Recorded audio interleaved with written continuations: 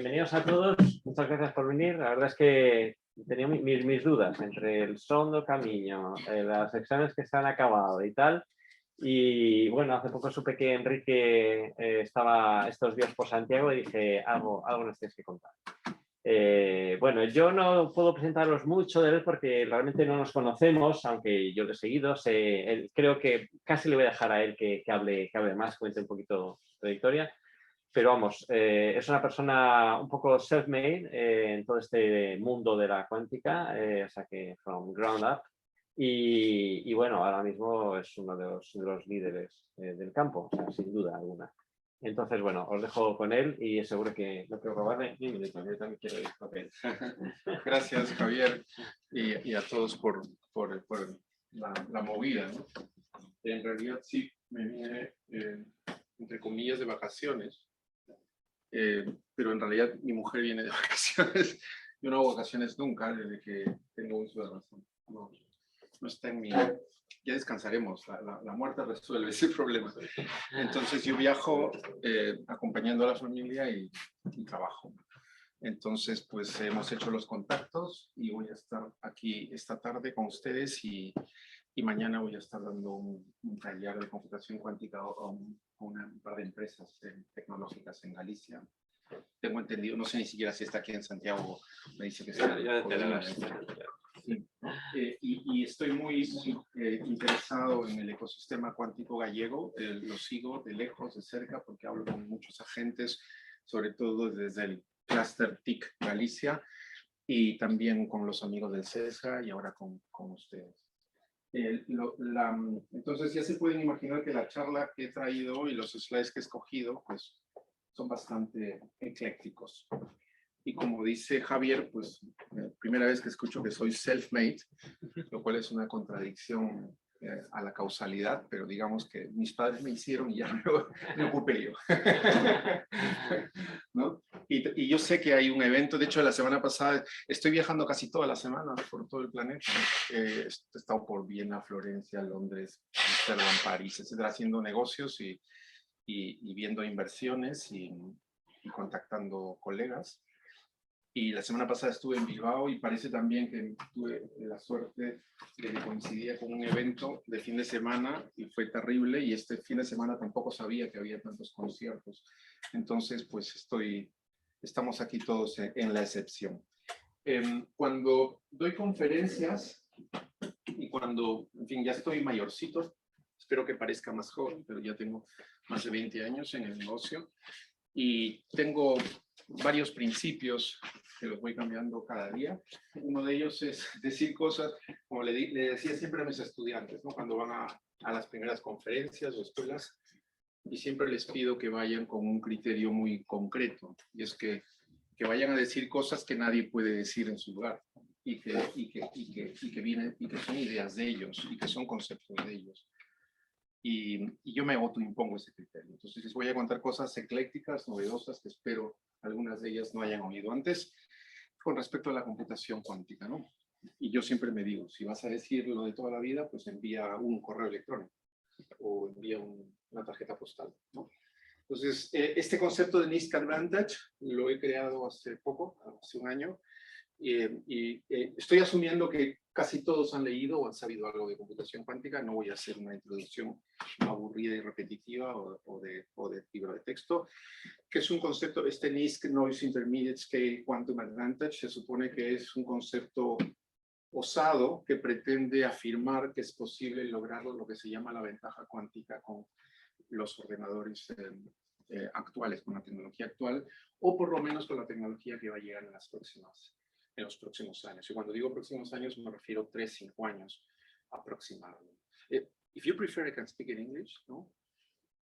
Are there foreigners around? I am. Okay, so you don't mind? No, no. Okay, much better. But if you speak in a bit louder, yeah, fine. Yeah. So then I can. Yeah. I can. Is it okay with the level of? Okay, fine. So this concept of NISQ advantage, as I said, I compose it as a some people may say pretension. You know that pretension in English is negative, is pejorative, but it looks for the possibility of reaching quantum advantage in the next 3 to 5 years with the ongoing developments of the technologies, right? When I use the concept of quantum advantage, I really mean useful quantum advantage. And no, if you check Nature 2 weeks ago, you see, for example, that the company Sanadu has claimed to reach quantum advantage with a integrated photonic chip with boson sampling structure with 216 photonic modes. And such quantum advantage is what we used to call it quantum supremacy, and nowadays people call it quantum advantage. But for me and for everybody, even for themselves, you know, I wrote to the first and last author of that paper in private, and they said, yes, Kike, you are right, it's totally useless, right? But they still use quantum advantage, and that's a problem of the language, right? So I really mean useful quantum advantage. Fine. Also, Javier asked me to comment briefly, what am I doing, right?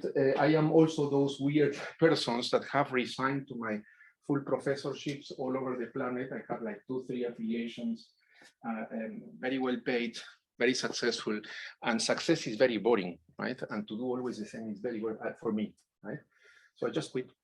I have, the last 12 months, I have been unemployed in Europe, right? And trying to build a company with certain vision. And that's what I will also tell you. And the company is called Kipu Quantum. If you see any association of the name Kipu with this Inca and pre-Inca codification of knots, distances, colors, and geometries on strings, you know, it's not a coincidence, right? Even though the word Kipu, K-I-P-U, does not exist almost in any language. I think only in Finnish it means pain. That's fine. You know, correctly written in English is Q-U-I-P-U or K-H-I-P-U, because in Quechua, in the original word, the pronunciation is Kipu and not Kipu. That's another of my passions is languages, and I will go ahead with my talk.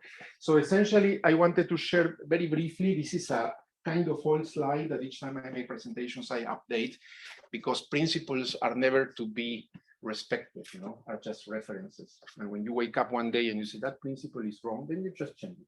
That's the way I am. So I cannot be a politician, right? So for me, a smart person is a person that changes opinion every time, that finds something different, right? A politician is made, 10 years ago, you said that. I mean, poor guy has to defend the same thing 10 years later. I mean, for me, that's absurd, especially in quantum computing. So by now, this is more or less a set of statements. I don't believe in fault-tolerant quantum computers. I think this is science fiction. We were speaking before about superstrings. It's worse than superstrings. You know, and I will give you some arguments, right? You may be convinced or not. The estimated number of particles in the universe is supposed to be 10 to the 80. Don't ask me how you calculate that, because I don't believe in that calculation, unless I go counting. But let's say that somebody made an estimation, 10 to the 80. If you make it in base 2, it is 2 to the 300 plus, right? This means that the Hilbert space dimension of more than 300 qubits is equivalent or comparable to the number of particles in the universe.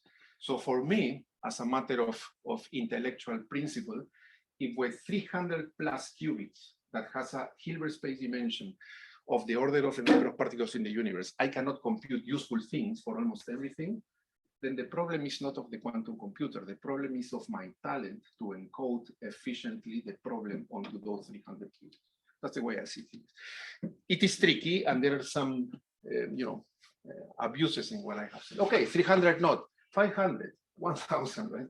Now, it turns out that if you check what Google Quantum AI claims as quantum advantage for factorization, that is one of the tricky problems studied since 20 years, you will check that in a 2019 paper published in the journal Quantum, they claim that they have been able to reduce the necessity of physical qubits from more than 200 millions to 23 millions. In the title, it is written 20 millions, but you have to read the article. It is 23, right? But 23 and 20 is the same, because it will never happen. Right? And try just to think, what is the Hilbert space dimension of 23 million qubits? It's 2 to the 23 millions. Now, what is that number compared to the number of particles in the universe? So if you think that you need 2 to the 23 million vectors or matrices to outperform supercomputing centers like the one in CESGA, then something is very wrong with our creativity and our capacity to encode problems into that killer space. And that's what I am so skeptical. At the same time, I compensate that pessimism with the following statement, that I think that quantum advantage useful for important problems, be in high energy physics, in material science, chemistry, portfolio optimization, factorization, the whole class of combinatorial optimization, and so on and so on, will be done in the next 2, 3, 5 years, not using such a paradigm. And I have taken some years of my career to develop new paradigms, right? So that's more or less what I will tell you in the following. So just I offer in the abstract to be associating the paradigms to hardware, and that's also crucial. Even though I have quitted my academic duties and I have created 2 companies, one in Bilbao that is called Quambia, that is mostly dedicated to consulting, education, and the possibility of engineering small quantum computers that are essentially room temperature in NV centers and also in NMR, like are available now at prices in the order of tens of thousands of euros to a few hundreds of thousands of euros, depending if you buy to China or to Australia and Germany. I speak about SIGTech, StingQ, and Quantum Brilliance companies, right? So, and my other company is in Germany, where I live now since a couple of years, that is called Kipu Quantum, that is meant to be technological. And its goal, and we have just received and signed 3 million euros of investments to be spent in 12 months as a first pre-seed funding to be able to approach quantum advantage to the technology. So that's more or less the leading technologies, which we understand more or less, some of them better. For example, trapped ions. I happen to understand it very well because my PhD thesis, when I was in Rio de Janeiro in the year 2000, I finished it. I published like 10 papers, I think the first 2 PRLs of Latin America in quantum information at that time. And I have a PRA, Rapid Communications at that time, 99, where I proposed how to make a 2-qubit gate in trapped ions. It turns out that it is the same 2-qubit gate that is used by Honeywell that merged with Cambridge Quantum for creating the new company Quantinuum, that it is the same 2-qubit gate that is used by the company IonQ. And of course, it's the same gate that is announced by Dave Wineland when he got the Nobel Prize, and I was very proud to see my name and my article quoted in his slides. I don't get a single cent. That's what I said. Perhaps it is time to make business, right? With some idea. So let's say I understand pretty well what is happening in trapped ions. There are some advantages and disadvantages. We are about to reach 20 years where we are trying to pass from 1D arrays of trapped ions to 2D arrays using these micro traps. It's extremely difficult. By now, every effort to shuffle trapped ions introduces decoherence in the internal degrees of freedom that contain the qubits that makes things very hard. But people are working on that, right? So possibly trapped ions will stop at the level of 60 to 80 qubits. If you ask the people in Innsbruck and in all the leaders in trapped ions, they will tell you that the single arrays will stop at that level and you need to go to a 2-dimensional array. Right? In photonics, as I mentioned, Xanadu claim quantum advantage, or what we call in the past quantum supremacy for boson sampling, which is meant to be useless. And I don't mean to mock the result, because we are working, I personally am working on possibilities of encoding useful problems onto the boson sampling structure. There are some preliminary ideas, but it is not yet achieved. The case of optical lattices is impressive. I was very skeptic. I should have published more than 300 papers in many fields, but perhaps I have 1 or 2 in optical lattices because I never believed in that technology, and also because of creativity issues. Right? There were too many smart people working in optical lattices, and I don't accept entering into a field and not contributing in a way that I change completely the face of the field. Right? So that's a little bit the ego driven. And I said in optical lattices, almost everything that sounds smart is done. The people are still there, very, very smart people. I said, there is not much to do. But I have changed my mind in the last 12 months. And I wanted to share with you this now, because if you check, for example, the archive, which for young people, I invite them to check, since 25 years, I have never missed an article in the archive. And I have never missed Nature and Science every week, and I have never missed Physical Review Letters on Fridays and so on. right? As we should. Otherwise, you waste your time making research. And you can check that the company Pascal from Paris has been able to propose what I created more than 10 years ago, which is called digital analog quantum computing. That is an encoding that combines multi-qubit gates, by driving just a whole series of atoms in parallel with local unitaries on the qubits, such that you can forget about everything that you have read about computer science and quantum complexity, because digital analog has not fallen into the frame of computer science yet. There is no estimation, but essentially whatever you need, circuit depths and quantum volumes that are infinite or too large, can be compressed magically into very short coherence times where the quantum computers can or may reach quantum advantage.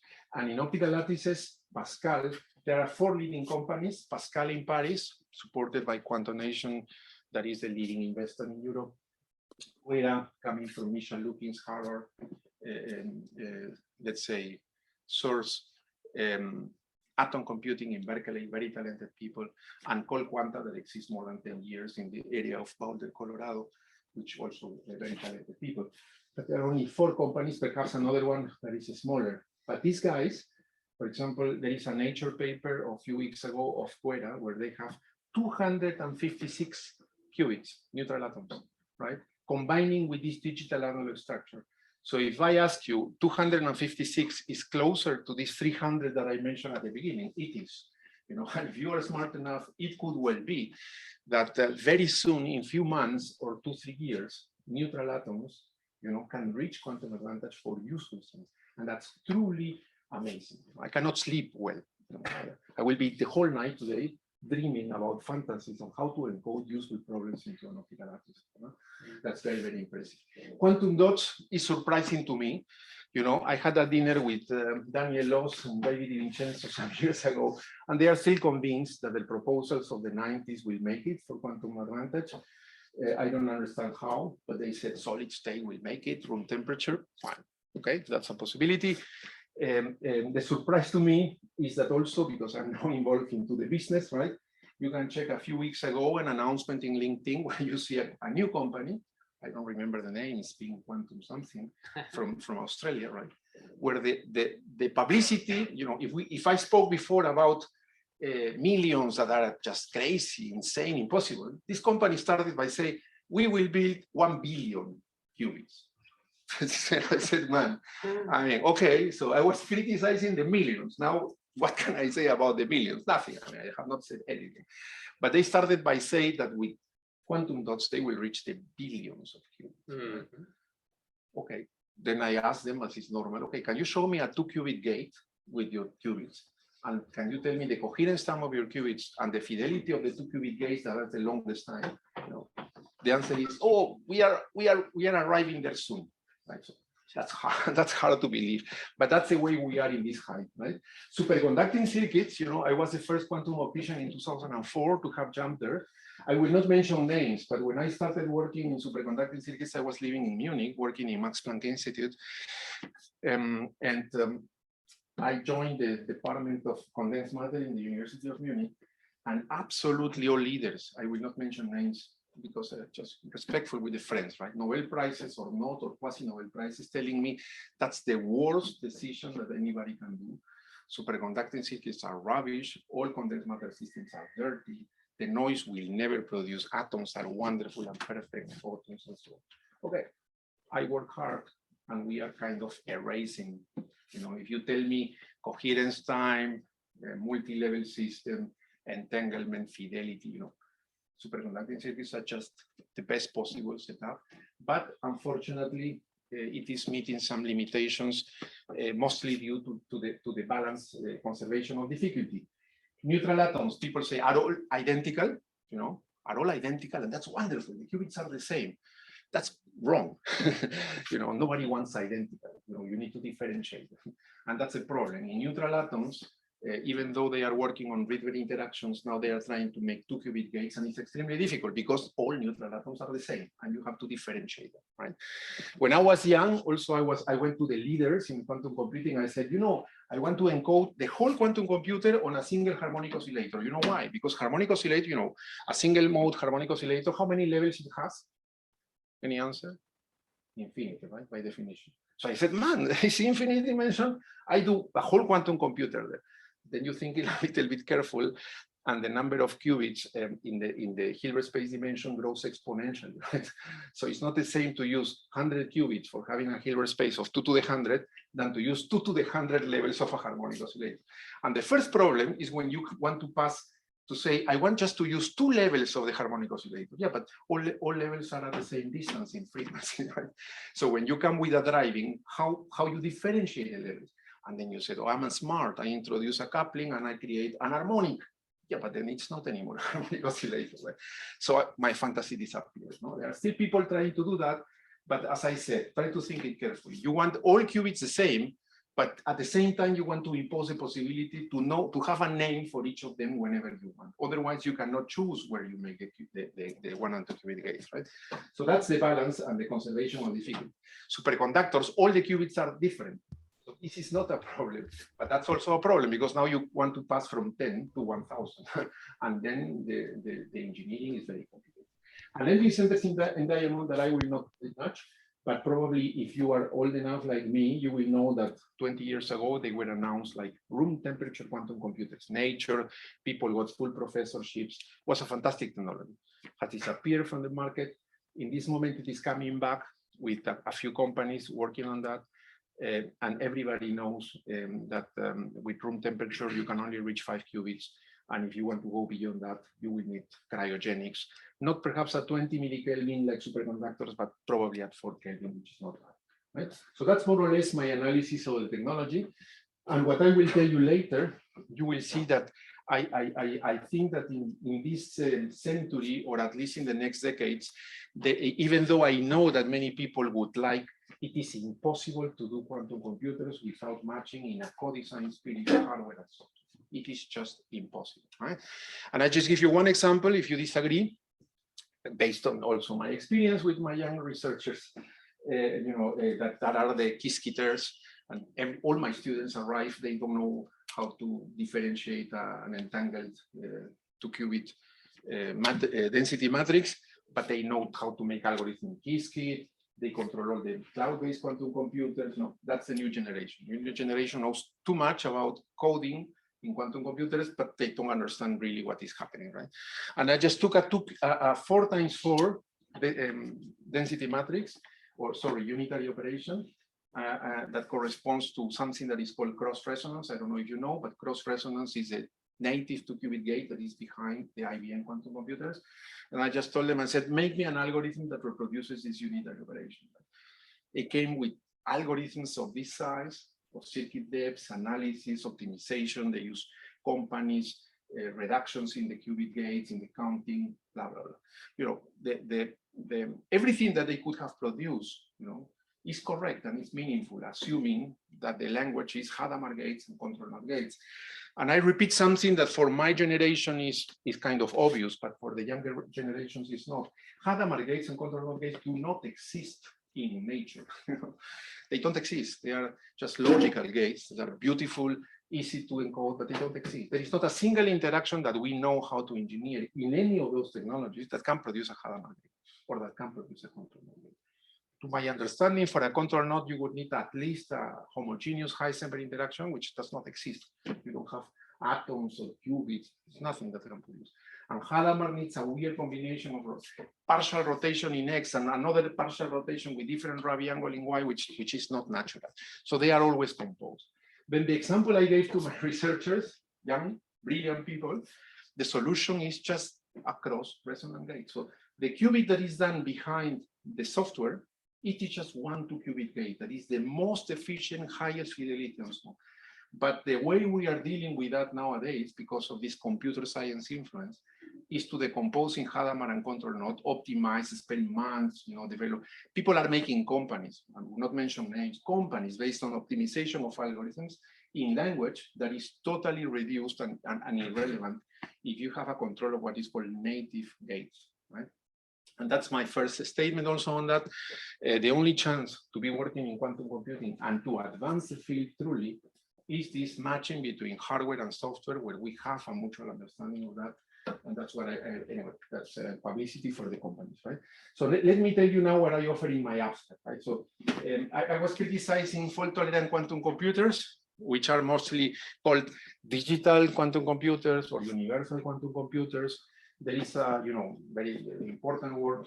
I was invited to have a whole afternoon discussing with David Deutsch in his house in Oxford, discussing about these issues. Now he managed to find this 1 and 2 qubit gates, and that's a semi-god in the field, right?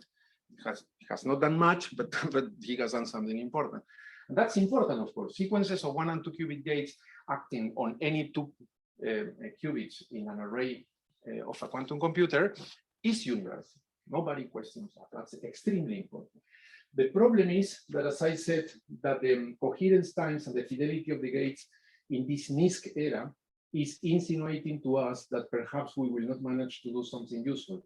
And then instead of tweaking and trying to improve in this co-design spirit, people just jump to the universality in the future, right? And when I have open debates with my colleagues at both fault-tolerant quantum computers, I always, I am a provocateur, like the French would say, right? And I always tell them, I have a demonstration that 1 + 1 is 3, a strict demonstration. What is it? In 20 years, I will tell you. So that's for me, fault-tolerant quantum computers. So more or less is the usefulness. Somebody has to give me 20 million qubits. I thought you were doing quantum computing. No, it's somebody. It's Google problem. It's IBM. It's the experimentalists. It's the hardware. I am a genius doing quantum algorithms, and they are all useful. But somebody has to give me 100 million qubits. That's not the way I consider technology, products, business, development. That's not the way. So for me, the challenge, and that's why I created this company, Kipu, we are targeting the digital aspects of the quantum computers in a way that we reduce what is called the circuit depth of the quantum volume inside the coherence time of the qubits, and we will try to make it happen. But that's what people call digital sequences of 1 and 2 qubits. This NISQ era is a more pragmatic version where you say you can only couple qubits that are nearest, one near to the other, what is called nearest neighbor coupled qubits. So that's fine. There are people that have proved that you could also make universal algorithms there. But what is missing is to reduce the quantum volume into the coherence time of the qubits to reach the level of let's say, of use of quantum advantage.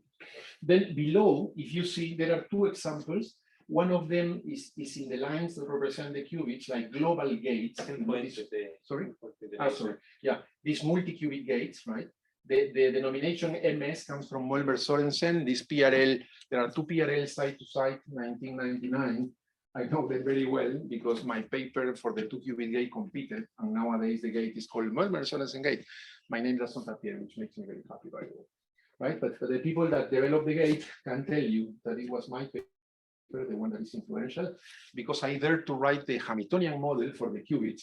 While if you check the papers of Molmer and Sorensen, they are only numerical. There are no intuition behind. It's mostly numerical. But these are multi-qubit gates that act on several qubits, if you see.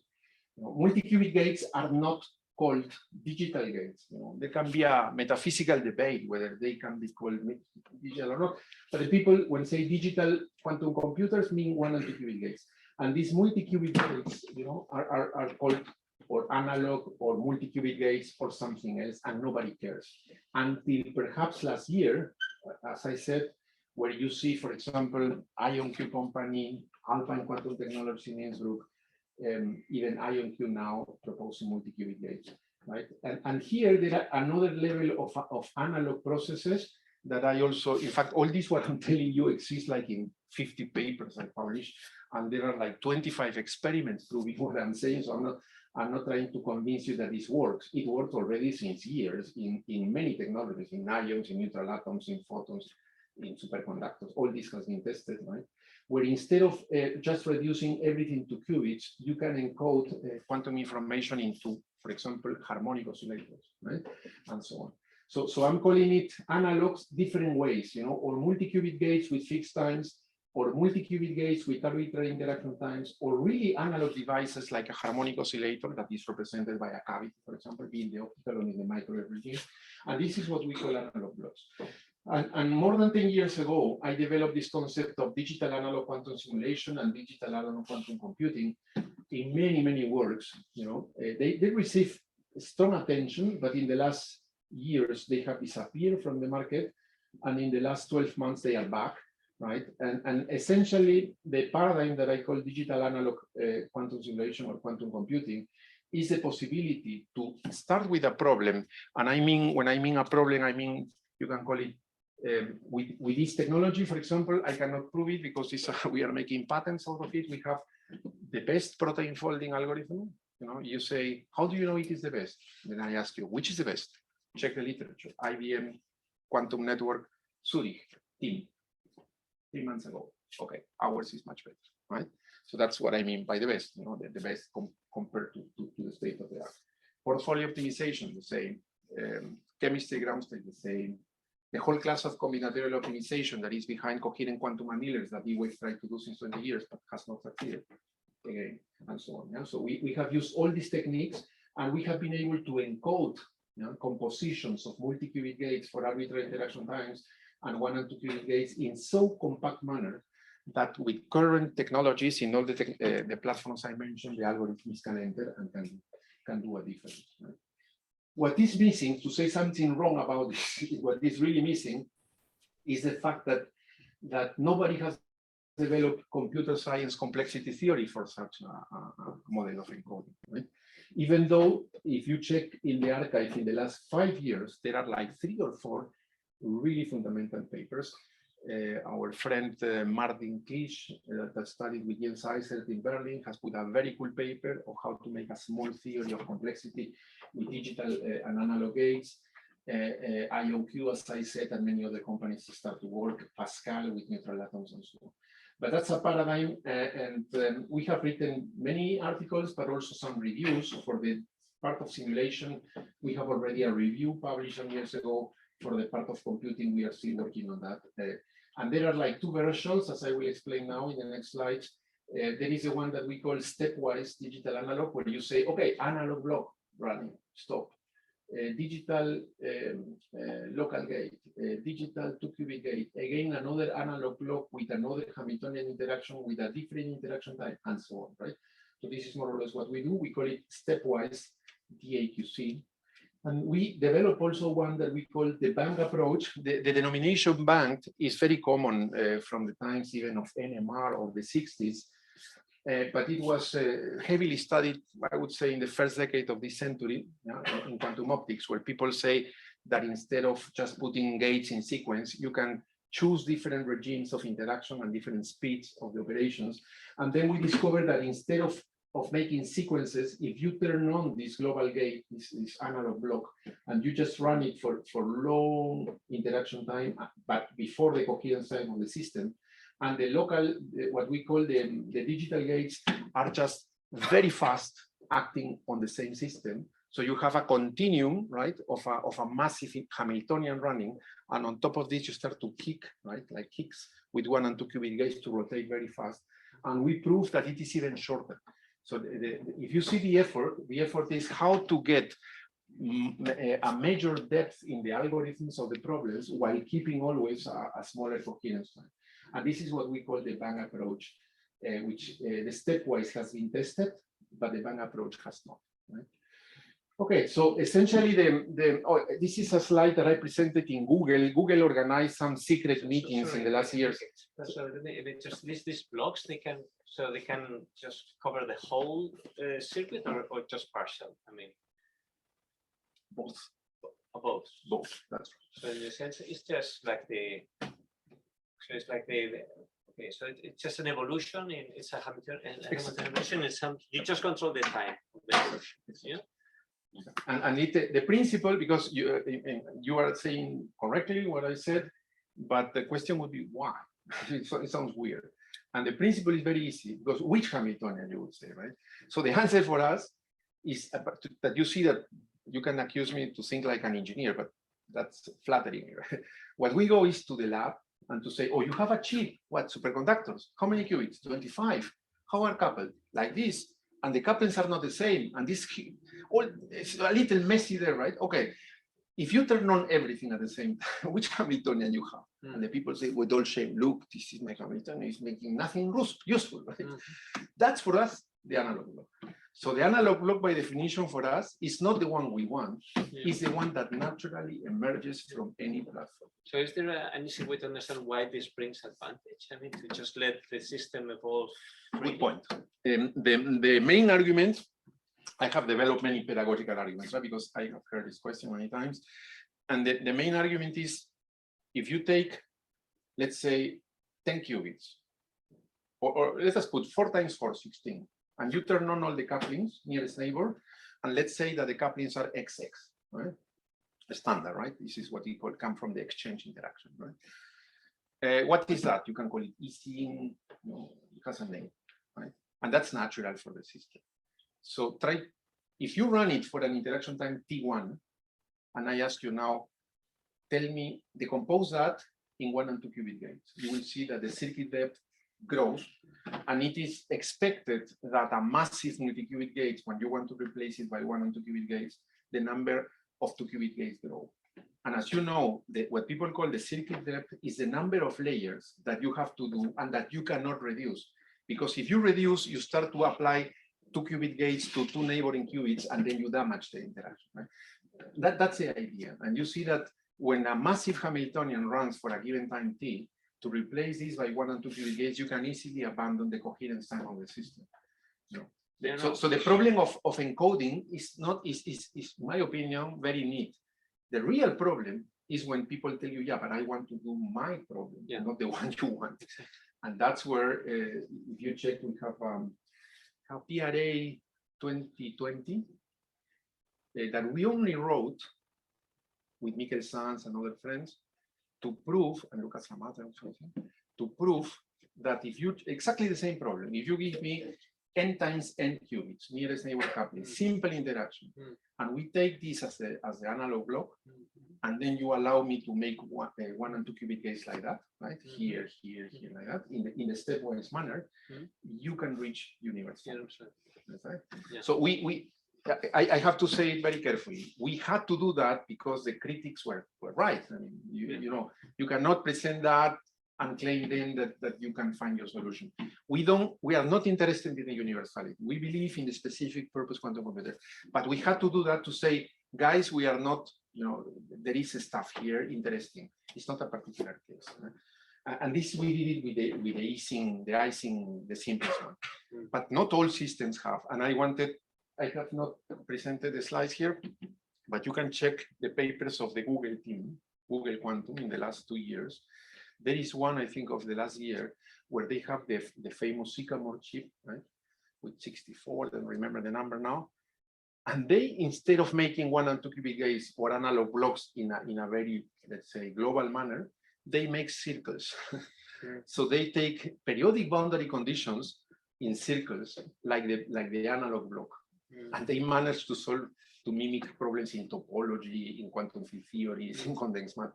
So our point here is that there are 2 reasons for the analog block, or the one that spontaneously emerges, or the one that your geometry allows. For example, if I tell you that for mimicking graphene, it is better to make hexagons in the chip, you can, right? But there will be some topologies or geometries that will be just impossible.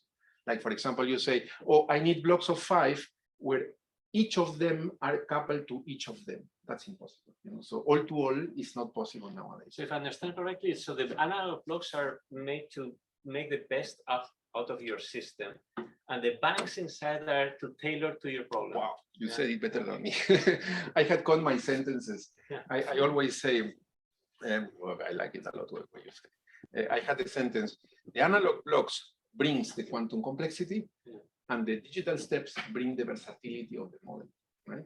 So the analog block is what you have in the lab. There is no, but given that it is a massive entanglement, it brings the quantum complexity. But it is not the problem you want to solve. And then the digital steps takes the configuration space to the problem. The question is, but how do you know that I can reach the problem I want? That's what we have to make it. But at the end, what we are claiming here, coming back to my example of the number of particles in the universe, I think nobody doubts that the most general case of 60 to 80 spins, let us say 100, let's say to simplify, 100 spins, couples all to all with incommensurate couplings, is impossible to reproduce by a supercomputer. You have the most general problem of 100 spins, it's impossible. There is no sparse matter, there is nothing that you can, no trick. It's just everything is coupled to the other in a horrible way. That's impossible. So our take is that if you say, I start with the analog block, I don't like it, it's useless. But if the digital steps can take you to a problem that is called, SYK, or whatever you want, high energy physics, or finance model, or biomolecule, or the ground state of a chemistry molecule that can cure some illness. I insist, and I have this open disagreement with my colleagues, because my colleagues said, prove me that it is scalable in terms of quantum complexity. I said, if you solve a problem of a molecule that is useful with this 100 qubits, I don't care. Nobody cares. It's a $1 billion business, $1 billion business for some companies. And that's more or less our approach. Our approach is not following the standard path of computer science, where I like short algorithms. Right? When we use our methods, for example, we have proved in IBM that if you run short for 5 qubits or for 10, our algorithm make it shorter. Of course, comes the brilliant young student of computer science and tell us that your method is not scalable. When you will have the double of qubits, your method will not apply. Yeah, I will have to invent another one. But our take is that given the number of particles and of qubits that is fixed, you can always make a tweaking and an engineering that is smart, that adapts to that hardware, that can make it better than the standard algorithm. And digital analog is this compact encoding that brings the complexity, that is the ugly part, because that's not what you want, plus the versatility of the data. So that's more or less the claim. And thanks to your question, I can quote here a paper. As I said, my slides are not, I cannot update so frequently. But if you ask my opinion, for example, I think it's easy to defend. What is the most advanced quantum algorithm that has run in a quantum computer ever up to now? It's not Google, it's not IBM, it's not Pascal. For me, it's Zheng Pan, USTC, Hefei, China, last year. The title is a weird wording. It's like quantum neural networks, blah, blah, blah. And it is the chip, the Chinese chip of 64 qubits, I think, for quantum neural networks. I think the circuit depth is like 60, which is a brutal number of gates applying to all 64 qubits massively. And if you read, not the abstract, not the title, but the first column, they said, the core novelty of this algorithm is digital analog encoding. Fortunately, I was cited by luck, because people don't cite nowadays, right? But it is the most compact. And if you see the diagram, you see exactly that kind of plot, right? Global, single, global, single. And in that way, they could put the algorithm of the quantum neural networks into the coherence time. If you transform that paper into Hadamard gates and control nodes, there is no enough coherence today. You may have to wait 10 years or something. And that's our game with the digital analog encoding. I mean, you are recording this, but I think I can say it. I know of neutral atom companies that are having 100 to 256 qubits in neutral atoms that are following this digital analog encoding. By the way, they don't have a choice, as you know. I don't know how much you know about neutral atoms, but neutral atoms historically has been the mother of condensed matter simulations and high energy physics simulations, Mach 11, Immanuel Bloch, Ignacio, all the Peter Solis, a bunch of genius, right? But the problem is that the analog block is there. It's fantastic. And if you can call it Bose-Howard model, bravo, I made it, Nature paper. They tweak a little bit, oh, it's now Fermi-Howard, another Nature paper. And they have produced like 200 Nature papers like that, because the analog block is beautiful. But if you tell them, guys, I just need a 2-qubit gate, they have been 20 years without being able to make a good fidelity of a 2-qubit gate, because that system is good for the analog block. But you, the diffraction limit forbids to go to it. Nowadays, they will tell you, no, now we can do it with optical tweezers and Rydberg interactions. Yes, but if you check their fidelities are very, very bad still, right? My point is, with neutral atoms, the analog block is taken for granted. And what these guys in Cuera in Harvard and Pascal in Paris are very close, is that they are finding ways of making digital and analog, and the name will be combinatorial optimization for, I don't know, max cut problem, or when they will reach that, this will be already quantum advantage because they are speaking about 200 qubits. And that's what is, in my opinion, surprising nowadays. And that's what, even though I love traptions and I love superconductors, I am now living this beautiful stress that very soon we may see claims of quantum advantage useful for something practical, making industry solving problems, not with 1 or 2 qubit gates. And I'm really, really interested in making. So I kindly invite. And I know that some of you, I mean, I think Alicia has a strong school in high energy physics, and all that. I don't think I have here the paper, but we published a paper, PRL 2015, I think, January probably, where we use the digital analog encoding, and that paper is just a statement. There's no, we didn't want to say, do it like that, we are solving. I was obsessed with the digital analog, and I knew that in superconducting circuits, I don't know how familiar you are with the technology. Probably you know that, for example, the company of Rob Sholkoff, who is one of the leaders in superconductors in Yale, in the Yale School, with Steve Girvin and Michel Deboré and all that group of stars there, they have proposed that the best qubit is not a two-level system. They are using my harmonic oscillators.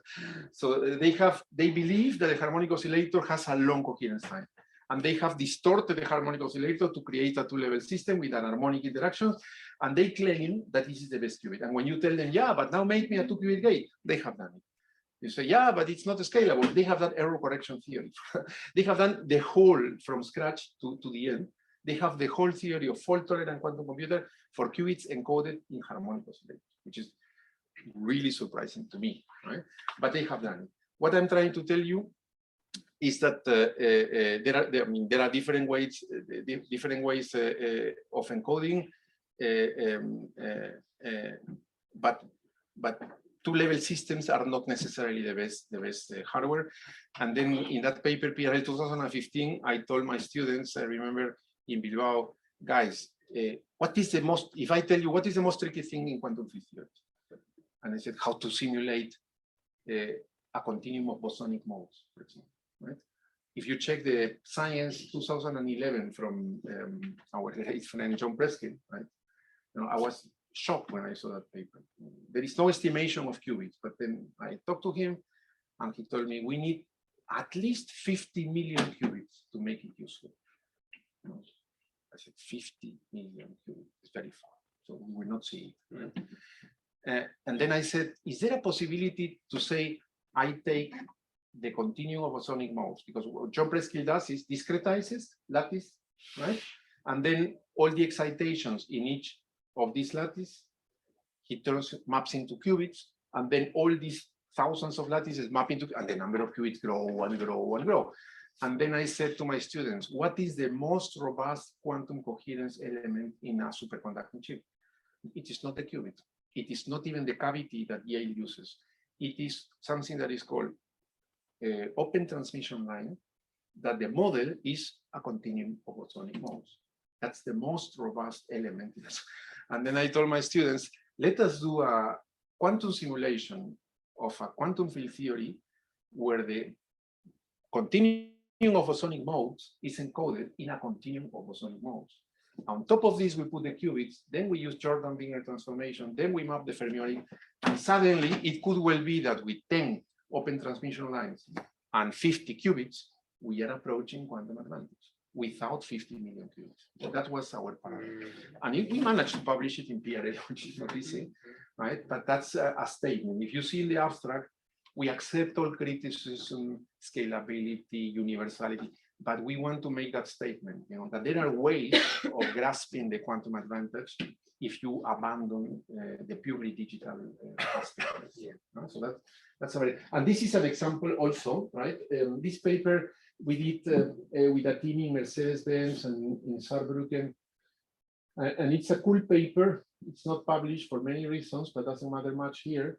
But what we did is exactly to take the QAOA algorithm, that is one of the many algorithms that are discussed in quantum computing, and we just developed a numerical approach for what we call the stepwise digital analog encoding, that is massive entanglement, single qubit gates, massive entanglement. This is the stepwise, but we also made the numerics of what we call the bang approach. So this all qubits couple continuously, never stops. And suddenly, on top of that, we make very fast kicks of single qubit operations on them. And we showed that you can make the city depth much shorter. So that's a proof that such a thing, even with couplings that are native to the hardware, can be done. And then again, these slides are not updated because these papers are published. If you are interested in this, I invite you to have a look to two papers 2020 that are very important. One is PRL 2020 from John Martinez in the Google team, where the title is Continuous Gate Set, something like that.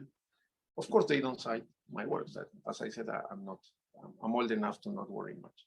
But literally is a digital analog sequence. But instead of using the analog in multi-qubit systems, they just use the analog spirit in the 2-qubit gate. So they create a sequence of 1-qubit gate and 2-qubit gate, where the 1-qubit gate and 2-qubit gate are not time-independent unitary matrices, but each of them is different time. So they are just having the interaction time as a continuous parameter. And depending on the algorithm, sometimes it's shorter, longer, shorter. So you could never say, if you decompose this in Hadamard's and control nodes, it could be infinite. It would be too many. But the fact that this is time dependent allows you to make this very complex. And they claim that they can save a factor of 3 in the coherence time or in the length of the algorithm. That was a cute experiment. But in PRX August 2020, Andreas Wallraff, who is our hero in Europe, he managed to use that continuous gate set for the QAOA, for this problem. And he proved in his lab that the circuit depth was reduced in a factor of 3. And this is not the shortest. It's just the simplest case in which you can make it very pedagogical in a factor of 3. So there are already experimental proofs that if instead of just using 1 and 2 qubit gates like are time independent, and you use continuous parameters of those gates, and if you use multi-qubit gates, you can go towards a very compactification of the algorithm. Now, if you have still any doubt about the power of digital analog, I just invite you to make the following reflection. 1 and 2 qubit gates, everybody understands. What would be the ideal, the most compact, the best quantum algorithm if you want to solve a problem that will cure cancer? Very easy, the answer, but it's impossible to do. That somebody finds 200 qubits that look, you connect it like this, you change here, you make this link like that, and you know what is this Hamiltonian? Exactly the Hamiltonian that we need to discover a property of a molecule that will cure cancer. And how many gates you need for that? Just one. You turn on, you stop, you measure, and you have the solution. Right? That's the best analog case. But analog is bad because of that exactly, because we cannot invent a massive analog operation for each specific problem we want to solve. If we could do that, quantum computing would be a closed deal. Right? Every problem you just connect here, connect there, and that's it, right? It's like you go to the like a cook, or like I'm a physicist. My mother was a chemist, right? But we tend to discriminate the chemists, telling them that they are cooking. Now that's a kitchen. That's not true. Now I have big respect for chemistry, but let's say if somebody would have that kitchen, you say, hey, I need my problem is protein folding. I need to know the DNA structure, and they say, oh, fuck, easily. What is? Here is the set. 200 qubits, connect like that, single run solution. Then quantum computer would be done. It will be everyday part of our lives. But it is not possible. That's why the universality and the 1 and 2 qubit case came. Because every problem can be decomposed in 1 and 2 qubit gates in a straightforward, and let us call it deductive manner. While the pure analog is more artistic, it's more inductive, right? You need to guess, you need to have this heuristic approach. What is digital analog? The most engineering-minded solution. Instead of staying universal and infinite and being artistically perfect but almost impossible for the engineering, you just find the tweaking in between. So what do you have as analog block? That. And then you start to play digital analog, digital analog. Really? It's really like that. That was my question. How do you have to do by intuition the way you? No. The purely analog, yes. Yeah, but the in-between, no, because of that paper that we proved universal. So more or less we said, if you have that target, this is a recipe for the compose. The recipe is not optimal. That's the problem, right? So let's say the recipe is shorter. Yeah. But then, for example, we are talking now with IBM. We are talking with many, let's say, stakeholders in the quantum computing because there are no even routines. So if I tell you that I need an optimization of the sequence, there are no tools. You have companies, you have transpilers, you have plenty of methods for digital operations. But for digital analog, that's what I mean. If you check in the archive in the last days, is the first paper I have seen. I think it is Martin Klisch, which gives a recipe on how to reduce the sequences of 1 and 2 qubits. So there are the first efforts. We have not done that. We just have chosen problems and show the compactification. But there is still missing a theory, a complexity theory, and that's what is missing. Not only for digital analog, even for neuromorphic structures. Even if you have structures that have memory and so, there is no way of the complexity. So if the unit is complex, the problem is hard. The other solution is 1 and 2 qubit gates are simpler. Yeah, but the problem is that the technology is not affordable. So we should be wrapping up. Sorry? We should be wrapping up in 5 minutes. So just to finish, I think it was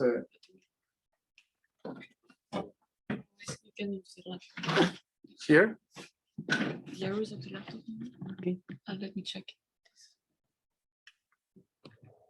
Oh, strange. Because usually if it has the. Yeah. I don't know, but maybe it's the computer. Eh? Yeah, but that's fine. There is the computer. I can. No, it's the computer that just. My summary. I think we have had enough time to discuss some issues. So essentially, as I said, what I promised in my abstract, and I hope I pass on the ideas. We are struggling. We are living times that are very interesting for quantum computing, essentially because we see the possibility of making something differential for many important problems, and we are guessing that we may have the chance to make it happen for quantum computing to encode and solve important problems, right? That's very, very, very difficult, but it is challenging. We believe that it is not by the analog methods that are available or by the universal digital that we need this engineering that requires the understanding of hardware and software in this co-design spirit. Just I like a lot history of science. I can share with you discoveries that I did. You can go to YouTube and hear one of the most beautiful talks of Freeman Dyson in, I think it is 2014, short time before he dies, where he discusses the possibility, very, very plausible possibility that the way the brain works is digital analog computing, right? And he gives strong arguments about that, which is very passionate. Digital analog quantum computing? No. There is 5 minutes where he discusses that this could also be quantum. But as you know, it is an open conjecture, right? And there are people in Santa Barbara, some serious people that claim that this may happen, but I'm not into that team. Now he claims that the brain works in analog manner, and that the origin of communication between units that are analog, that is language. So language emerges as a digitalization of the analog process of the brain. That's beautiful, poetically, if you want, right? Then I discovered also that the co-design spirit that you know probably in HPC structures, right, is not new. You can go to Google again and find that, for example, in the 60s, IBM had a department of co-design, right? Where people still thought hardware, software, hardware, you have to adapt. By the way, NVIDIA, GPUs and all that is exactly that, right? So to claim that we have to look for purely digital things is a lie. No, it's a compassionate lie, because even today, the most advanced computations are not done digitally, are done or with analog devices or with this digital analog spirit. And just to be more humble, that I am not, as you realize possibly, a student came one day and said, look, I have on this paper, 65, I think. Title was Digital Analog Simulators. You know? So people had explored that even in classical computing. It was very, very impressive for me. So these are not, let's say, very new things. When you have difficulties in encoding, you need to look for smart methods, and these smart methods pass for, you have to give up some universal principles to adapt to the technology.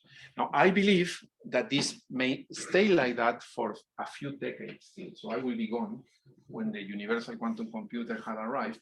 And by now, our goal is to approach to the reality, right?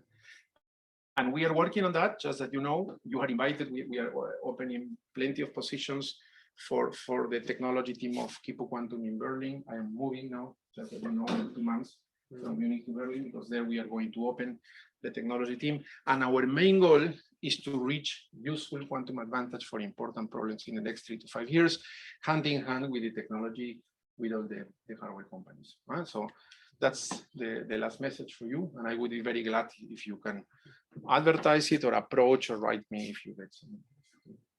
Okay, thank you very much.